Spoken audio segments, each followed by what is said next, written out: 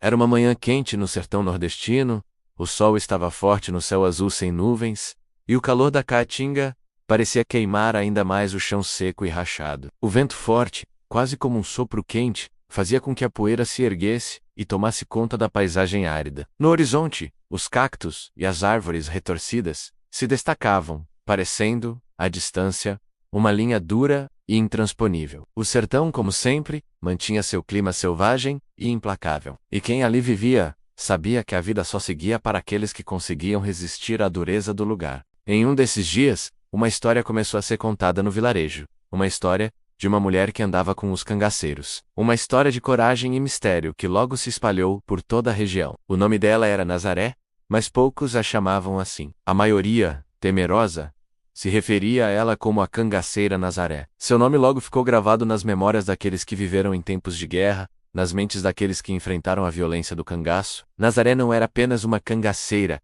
ela era a personificação do sertão em sua forma mais pura e feroz. Diziam que ela tinha nascido para o cangaço. Desde pequena, Nazaré se mostrou uma mulher forte, com uma resistência incomum às dificuldades da vida no sertão. Sua família, pobre e marcada pela seca, lutava para sobreviver. Quando ainda era criança, viu seu pai ser assassinado por pistoleiros a serviço de um coronel. Aquela morte foi o marco inicial para sua decisão de entrar para o cangaço. A dor de perder a figura paterna foi grande, mas o ódio que cresceu dentro dela fez com que ela jurasse vingança. Nazaré prometeu que, se um dia tivesse poder, ninguém mais pisaria em sua terra, sem pagar pelas consequências. Nazaré não era apenas uma mulher com um olhar feroz e coragem. Ela tinha uma astúcia rara, um dom para as estratégias de guerra e a sobrevivência. Sua habilidade com o facão, a pistola e até mesmo com o rifle eram admiráveis. Mas o que realmente a tornava temida era sua capacidade de planejar. Ela entendia como poucos a dinâmica do sertão e as fragilidades de seus inimigos. Sua figura, com o cabelo solto e a vestimenta típica dos cangaceiros,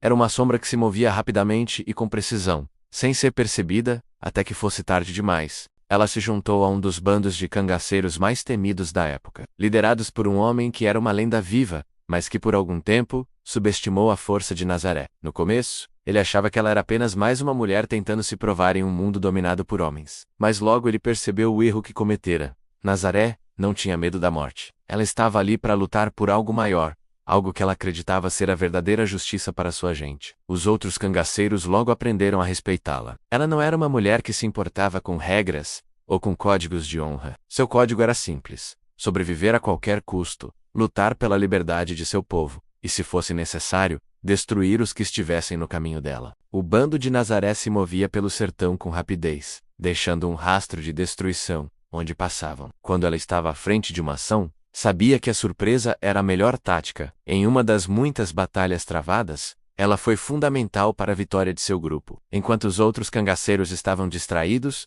ela se infiltrou no campo inimigo e, com sua precisão, derrubou o chefe da guarda. O que fez com que o resto do exército inimigo se desorganizasse e fugisse. Mas Nazaré não era movida apenas por raiva ou vingança. Ela também tinha uma causa, uma motivação maior. Ela acreditava na liberdade do sertão e na derrubada dos poderosos que exploravam sua gente. Seu nome, que ecoava nas histórias contadas pelos moradores do sertão, estava associado a revoltas contra os coronéis, a grandes batalhas e a vitórias inesperadas. Ela acreditava que a luta do cangaço era no fundo uma luta pela sobrevivência de seu povo, e qualquer um que cruzasse seu caminho, fosse homem ou mulher, não passaria sem pagar. Mas o tempo no sertão não era generoso, e ninguém podia fugir da seca e das dificuldades da vida por muito tempo. Mesmo para alguém tão forte como Nazaré, o sertão tinha seu preço. Em uma de suas viagens com o bando, ela começou a perceber que a morte estava cada vez mais próxima. Sua pele, já marcada pela exposição constante ao sol,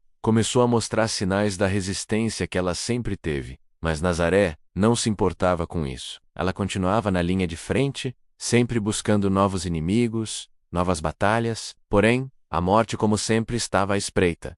E nenhum cangaceiro sabia disso melhor do que ela. O bando de Nazaré, com o tempo, foi se fragmentando. Alguns cangaceiros foram mortos, outros fugiram, e o clima de desconfiança entre os membros cresceu. Nazaré, por sua vez, continuava seguindo com o que restava de seu grupo. Mas ela sabia que em breve precisaria fazer uma escolha: continuar a luta com seus companheiros ou seguir sozinha. Como uma lenda viva que nunca se curvaria. O sertão era seu lar, e ela não imaginava um destino sem a luta. No entanto, o peso das perdas começou a se mostrar. O cangaço, com toda a sua glória e violência, estava consumindo tudo ao seu redor. Em uma noite sem lua, após uma intensa troca de tiros com um grupo de soldados do governo, Nazaré se viu sozinha, encurralada pelos inimigos. Seu bando havia sido derrotado, e ela, ferida, teve que fugir para salvar sua vida. Mas naquele momento, ela sabia que o cangaço estava chegando ao fim para ela. Ela já não tinha mais o mesmo vigor de antes, e seu espírito, embora indomável,